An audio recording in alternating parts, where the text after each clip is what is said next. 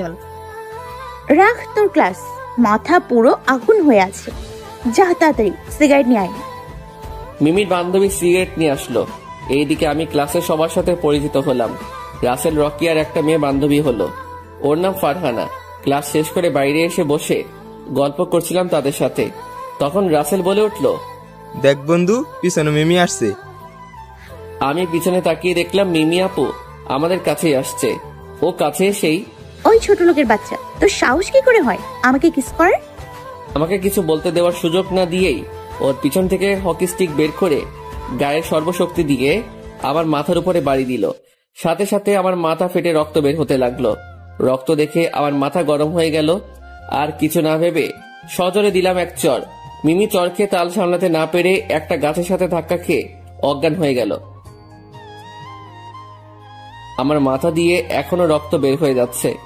এরপর কি হলো আর মনে নেই। চোখ খুলে দেখলাম আমি হাসপাতালে, আর আমার পাশে রাসেল, রকি, ফারহানা বসে আছে। আমার জ্ঞান ফেরা দেখে রাসেল বলল, কি বন্ধু, এখন কেমন লাগছে? ভালো। বন্ধু, কিছু মনে করিস না? তোর আব্বু আম্মুর নাম্বার না থাকায় তাদের কাছে ফোন দিতে পারি নাই। না বলে ভালো করেছিস, আর আমাকে এইখানে আনার জন্য ধন্যবাদ। আরে ধন্যবাদ কেন, বন্ধু তো বন্ধুর বিপদে সাহায্য করবে, তাই না?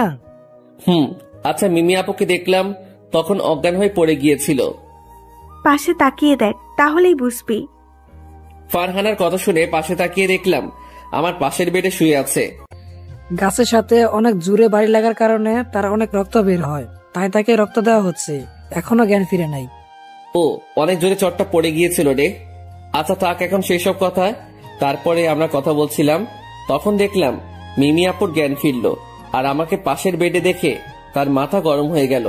চিৎকার করতে লাগলো আর তার হাত থেকে সুইটা খুলে ফেললো। তাতে আরো রক্ত বের হলো। ওই ছোট লোকের বাচ্চা এখানে কেন? আমি ওর সাথে এক রুমে থাকবো না বলে লাফালাফি করছে। এতে মিমির হাতের রক্ত পুরা বেডে বেঁধে গেল।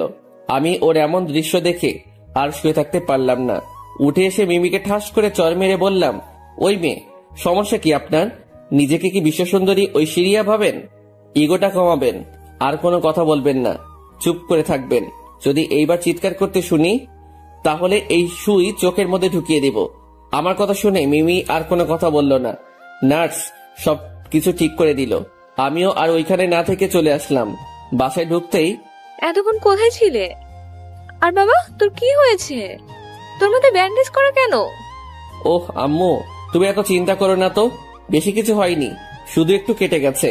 কিভাবে হলো? রাস্তা পার হতে গিয়ে সামান্য অ্যাক্সিডেন্ট হয়েছে। মিথ্যা বললাম, কারণ যদি সত্যি ঘটনা খুলে বলি তাহলে কাল থেকে আম্মু আর আমাকে কলেজে যেতে দিবে না। দেখে শুনে পার হবি তো। আম্মু এসব বাদ দাও তো, আর আমাকে খেতে দাও, অনেক ক্ষুধা লেগেছে। আচ্ছা, ফ্রেশ হয়ে নে। তারপরে ফ্রেশ হয়ে খেয়ে শুয়ে পড়লাম। মাথাটা একটু ব্যথা করছিল। শুয়ে থাকার কিছুক্ষণ পর ঘুম চলে আসলো। ঘুম ভাঙলো সকাল 8টায়। বাবা, এক ঘুমের সকাল। সকালে উঠে ফ্রেশ হয়ে কোন রকম নাস্তার টেবিলে গেলাম। ওই, আজ দেখে শুনে রাস্তা পার হবি। ওকে আম্মু। তারপরে নাস্তা শেষ করে কলেজে চলে গেলাম। কলেজে গিয়ে দেখলাম রাসেল, রকি বসে আছে। কিরে দোস্ত, কেমন আছিস? ভালো, তোরা? ভালো। কখন আসলি? এই তো একটু আগেই। ও আচ্ছা। তারপরে আমরা বসে আড্ডা দিচ্ছিলাম, তখনই দেখলাম কে যেন পিছন থেকে ডাক দিল। তাকিয়ে দেখলাম মিমি আপু। মিমি আপু আমার কাছে এসেই আমাকে, আসলে আমি সত্যিই দুঃখিত, তোমার সাথে অনেক খারাপ ব্যবহার করেছি। মিমি আপুর কথা শুনে আমি সহ আমার